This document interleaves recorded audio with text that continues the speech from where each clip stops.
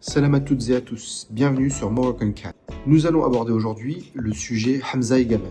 Nous allons donner quelques éclaircissements et quelques informations sur le sujet, mais avant cela, je vous invite toutes et tous à vous abonner et à liker cette vidéo. Cela nous permet d'être référencés et de pouvoir vous proposer du contenu un peu plus régulièrement. Maintenant, place à l'information Hamza Egamen.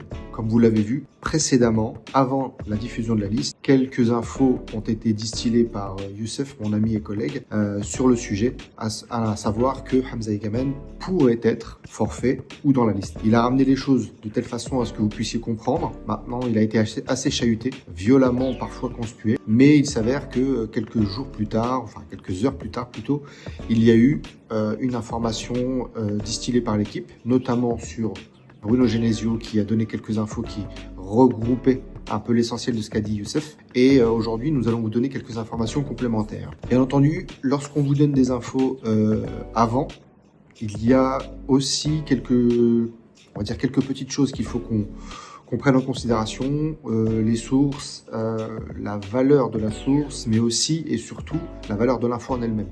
Est-ce qu'elle est pertinente à donner? Est-ce qu'il faut aller plus loin dans l'information quand on la donne à ce moment-là ou pas? Donc, il y a toujours quelques principes de base à garder en tête, notamment lorsqu'on fait du journalisme. Il faut être d'une, sûr de sa source, mais lorsque nous, on donne une info, c'est qu'on est sûr de notre source. Et de deux, est-ce que cette info est pertinente à donner? Aujourd'hui, il s'avère que c'était quelques heures avant la liste. Cette liste que Walid Regragui a donc dévoilée et qui finalement vient en complément de ce que vous a dit Youssef. C'est une blessure donc que Hamza Egamen a contractée en championnat, comme vous avez pu le voir avec Lille. On savait donc que c'était les adducteurs, mais on n'avait pas la nature exacte de la blessure. Donc à ce moment-là, le staff technique diligenté par Walid Regragui ont été à Lille pour justement faire eux-mêmes leur diagnostic. Et ce diagnostic a pu être pris, on va dire, assez rapidement, mais il n'y a pas eu de vraies dates de reprise pour Hamza Egamen parce que c'était assez compliqué et ça le reste encore aujourd'hui. C'est un examen qui a donné aucune réelle durée d'indisponibilité. Donc, il faut le prendre en compte, notamment dans la liste que Walid va avoir fait, même si c'est vrai que nos confrères de Foot Mercato, eux, ont donné une indisponibilité de 3 semaines. Mais pour le moment, encore à date, rien ne confirme cela.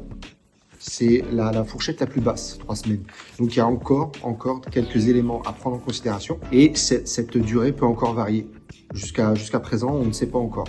Donc la décision de le mettre sur la liste ou pas, est-ce qu'on le met ou est-ce qu'on le met en tant que réserviste?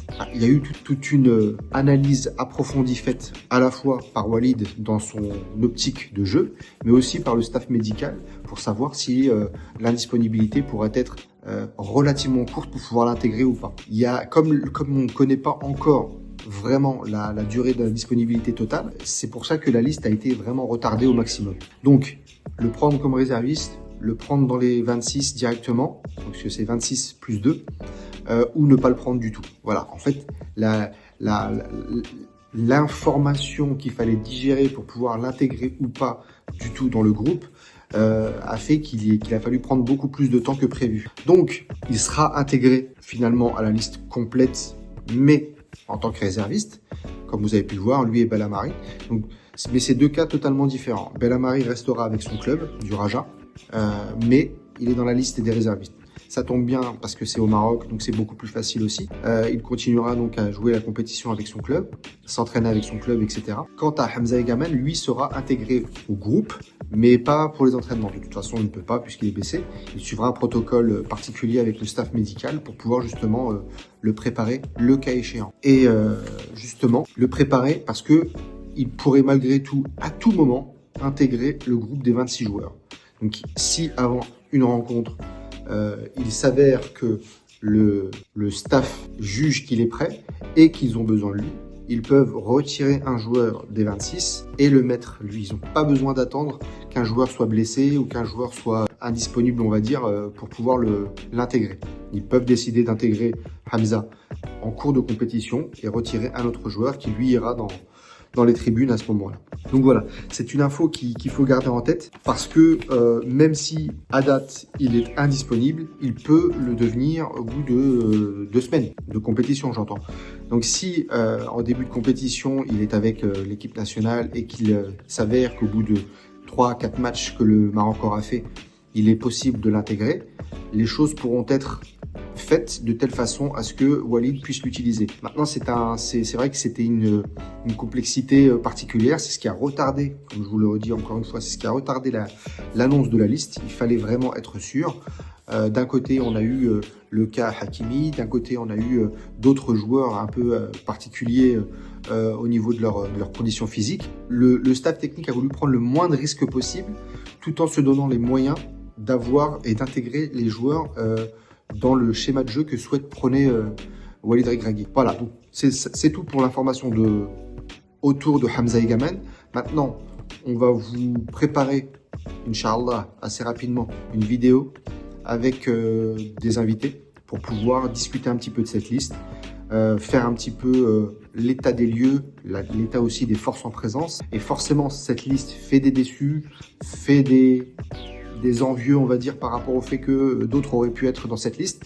Bien entendu, chacun pourrait avoir une liste totalement différente, mais celle-ci, on va essayer de l'analyser dans sa globalité et savoir un petit peu ce qu'il en est.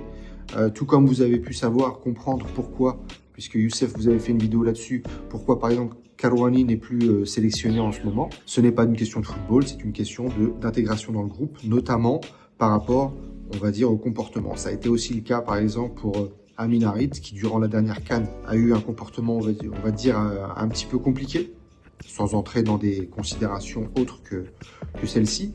Ça a été assez compliqué, donc forcément il fallait trancher dans le vif. C'est pour ça qu'aujourd'hui Amin Harit n'est plus vraiment sélectionné, même si c'est vrai qu'aussi footballistiquement il a traversé une période un peu compliquée. Mais voilà, tout ça pour vous dire qu'il y a forcément des explications à tout. On essaiera de vous en donner quelques-unes à ce moment-là, et à vous de juger à ce moment-là si celles-ci vous conviennent ou pas. Mais quoi qu'il arrive, aujourd'hui, soyons derrière nos lions, faisons confiance au staff, poussons cette équipe au maximum et souhaitons-lui le meilleur et souhaitons-nous le meilleur, à savoir gagner la coupe mi-janvier et être fiers une fois de plus d'être lion de l'Atlas. Merci beaucoup et à bientôt.